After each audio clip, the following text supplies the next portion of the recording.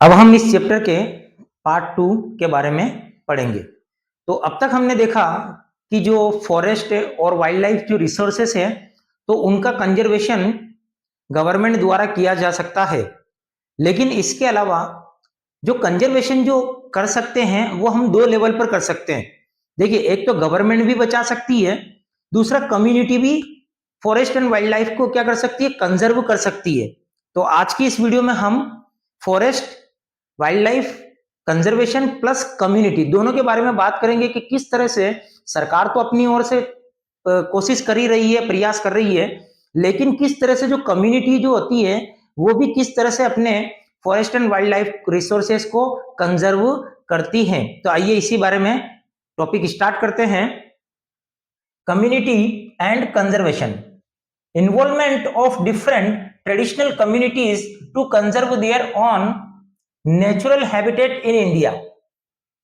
अपने देश में अगर देखा जाए नेचुरल हैबिटेट, देखिए नेचुरल हैबिटेट मतलब जो प्राकृतिक स्थान होते हैं जहां पर एनिमल्स रहते हैं तो उसको हम हैबिटेट कहते हैं। तो अपने देश के अंदर अगर देखा जाए तो जो फॉरेस्ट जो होते हैं तो इनमें बहुत सारी ट्राइबल कम्युनिटीज रहती है, और ये ट्राइबल कम्युनिटीज उन फॉरेस्ट एरिया में रहती है तो उनके लिए भी एक तरह से क्या है कि वो इलाका उनके लिए काफी इंपॉर्टेंस रखता है, क्योंकि वहां से उनको बहुत सारे रिसोर्सेस मिलते हैं। सदियों से वहीं पर रहते हुए आ रहे हैं, उनको फॉरेस्ट से फल फ्रूट मिल जाते हैं, लकड़ी कलेक्ट कर लेते हैं। तो इस तरह से देखा जाए तो उनकी लाइफ काफी फॉरेस्ट पे डिपेंड करती है। इसके अलावा forest are also home to some of the traditional communities. मतलब कहने का यह है कि हमारे देश के अंदर बहुत सारी ऐसी ट्रेडिशनल कम्युनिटीज रहती हैं, बहुत सारी ऐसी कम्युनिटीज रहती हैं जो जंगलों में रहती है। तो एक तरह से जंगल उनके लिए उनका मकान है, उनका हाउस है, उनका होम है, और many local communities are struggling to conserve their natural habitats. तो अपने देश में अगर देखा जाए तो बहुत सारी ऐसी कम्युनिटीज हैं जो अपने नेचुरल जो हैबिटेट्स जो हैं उनको बचाने के लिए स्ट्रगल कर रही है, कोशिश कर रही है, संग्राम कर रही है, संघर्ष कर रही है, ताकि किस तरह से वो अपने हैबिटेट को बचा सके। For example, in Sariska tiger reserve Alwar Rajasthan, villagers are struggling against mining activities. अब फॉर एग्जाम्पल के तौर पर अगर हम बात करें, हम कम्युनिटी कंजर्वेशन पढ़ रहे हैं। कम्युनिटी कंजर्वेशन मतलब समुदाय के द्वारा भी कंजर्वेशन किया जा सकता है। तो किस तरह से, जैसे कि अगर हम बात करें कि सरिस्का टाइगर रिजर्व की बात करें जो कि अलवर में है, राजस्थान में है, तो यहाँ पर जो विलेजर्स जो हैं तो वहां पर जो माइनिंग एक्टिविटीज की जाती है, क्योंकि देखिए माइनिंग एक्टिविटीज का भी फॉरेस्ट एंड वाइल्ड लाइफ पर काफी बैड इफेक्ट पड़ता है। तो वो लोग स्ट्रगल कर रहे हैं, उस माइनिंग एक्टिविटीज के खिलाफ खड़े हैं कि वो चाहते हैं कि नहीं, ये माइनिंग एक्टिविटीज यहाँ पर बंद होनी चाहिए, ये जो बड़ी बड़ी जो खदानें हैं जो ये बंद होनी चाहिए, क्योंकि इससे काफी लॉस होता है। इसके अलावा in many areas villagers themselves are protecting their habitats. Villagers in Alwar have declared 1200 hectare of forest as Bhairavdev, Dakau, Sanctuary and do not allow hunting। कहने का मतलब ये है कि अलवर के अंदर अगर हम देखें तो जो फॉरेस्ट कम्युनिटीज जो हैं वो पेड़ों को बचाने के लिए, एनिमल्स को बचाने के लिए काफी स्ट्रगलिंग कर रही है। यानी वहां पर जो माइनिंग एक्टिविटीज की जाती है तो उसका तो वो अपोज कर रही है, विरोध कर रही है। इसके अलावा उन्होंने क्या कर रखा है, बल्कि 1200 हेक्टर जो फॉरेस्ट जो एरिया है उसको उन्होंने भैरवदेव, डैकव, सेंचुरी डिक्लेयर कर रखा है। और मतलब ये है कि डू नॉट अलाउ हंटिंग, मतलब उसको एक तरह से रिजर्व कर दिया कि ये वो इलाका है 1200 हेक्टर का जिसमें कोई भी व्यक्ति ना तो हंटिंग कर सकता है, किसी भी प्रकार की यहाँ पर एक्टिविटीज नहीं कर सकता है, ना ही पेड़ों को काट सकता है। तो इस तरह से जो अलवर के जो विलेजर्स जो हैं तो वो क्या कर रहे हैं, फॉरेस्ट को बचाने के लिए और वाइल्ड लाइफ को बचाने के लिए स्ट्रगल कर रहे हैं। इसके अलावा दूसरा Chipko movement. Chipko movement is another example of community conservation. और आपने चिपकू मूवमेंट के बारे में भी सुना होगा। पेड़ों को बचाने के लिए चलाया गया एक ये आंदोलन था जो कि 1970 में स्टार्ट हुआ था, चमोली, उत्तराखंड के अंदर चमोली नाम का एक डिस्ट्रिक्ट है, यहीं पर पेड़ों को बचाने के लिए एक आंदोलन चलाया गया था, उसी को हम चिपकू मूवमेंट कहते हैं।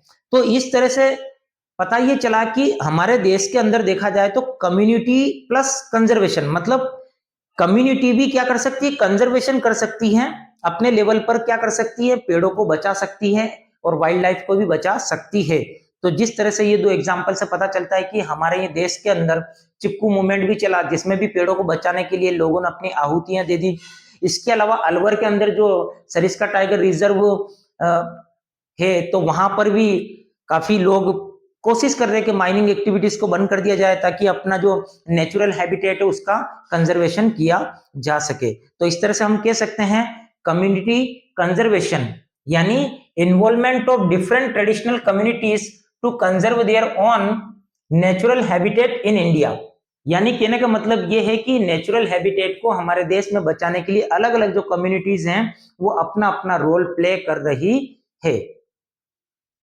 अब कम्युनिटी कंजर्वेशन का एक और मूवमेंट है जिसका नाम है बीज बचाओ बचाओ आंदोलन।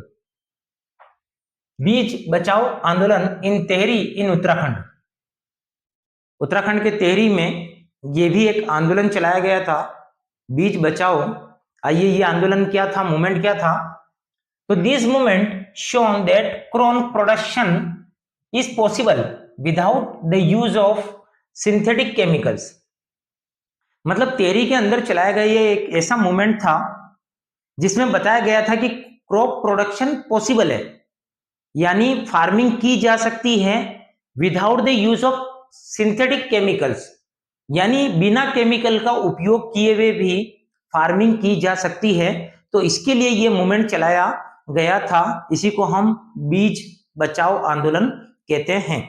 इसके अलावा लास्ट अपने इस चैप्टर का, इस टॉपिक का लास्ट टॉपिक बचता है जिसे के नाम है joint forest management program.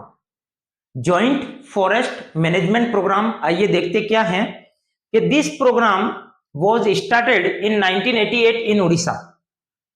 Joint forest management program community plus conservation का बेस्ट एग्जांपल माना जाता है।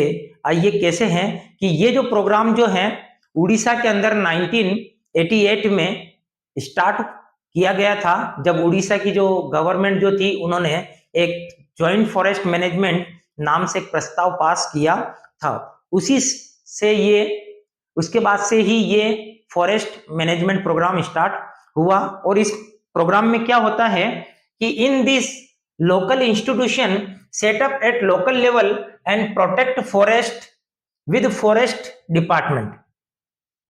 इस प्रोग्राम में क्या होता है कि जो लोकल लेवल जो होता है वहां पर कुछ इंस्टीट्यूशन या फिर ये कह सकते हैं कि छोटे छोटे इंस्टीट्यूशन सेटअप किए जाते हैं और उसमें लोकल कमिटी के जो लोकल जो कम्युनिटीज होती है उनको मेंबर को उसमें रखा जाता है। तो इस तरह से एक कमिटी बनाई जाती है या फिर एक इंस्टीट्यूशन सेटअप किया जाता है जिसमें लोकल पीपल को भी उसमें इन्वॉल्व किया जाता है। और ये लोग मिलकर क्या करते हैं, जो फॉरेस्ट डिपार्टमेंट है उन फॉरेस्ट डिपार्टमेंट प्लस ये जो लोकल कम्युनिटीज है ये दोनों ही मिलकर क्या करती है, प्रोटेक्ट फॉरेस्ट यानी पेड़ों को बचाती है। तो इस तरह से सिंपल सा एक मीनिंग निकल के ये आता है कि जॉइंट फॉरेस्ट मैनेजमेंट प्रोग्राम एक ऐसा प्रोग्राम है जिसमें लोकल लेवल पर एक इंस्टीट्यूशन सेटअप किया जाता है, लोकल जो कम्युनिटीज होती हैं उसमें उसके मेंबर्स होते हैं, सदस्य होते हैं, और वो लोग क्या करते हैं कि जो फॉरेस्ट डिपार्टमेंट है उसके साथ मिलकर वो लोग पेड़ों को बचाते हैं। अब इससे इन लोगों को भी फायदा होता है। कैसे होता है, members of the community gets benefit like non timber forest produce. तो इन लोगों को भी फायदा होता है, एक तो फॉरेस्ट कंजर्वेशन हो जाएगा, पेड़ों को कटने से बचा लिया जाएगा। दूसरा एक फायदा ये होगा कि यहाँ पर वो जो एरिया जो होता है तो वहां पर इन लोगों को परमिशन होती है कि ये लोग उन एरिया से जो नॉन टिम्बर मतलब लकड़ी के अलावा बहुत सारी चीजें जो जंगलों में जैसे फल फ्रूट्स हो गए, बहुत सारी चीजें हैं, तो उनको वो कलेक्ट कर सकते हैं, बेच सकते हैं और उपयोग में ले सकते हैं।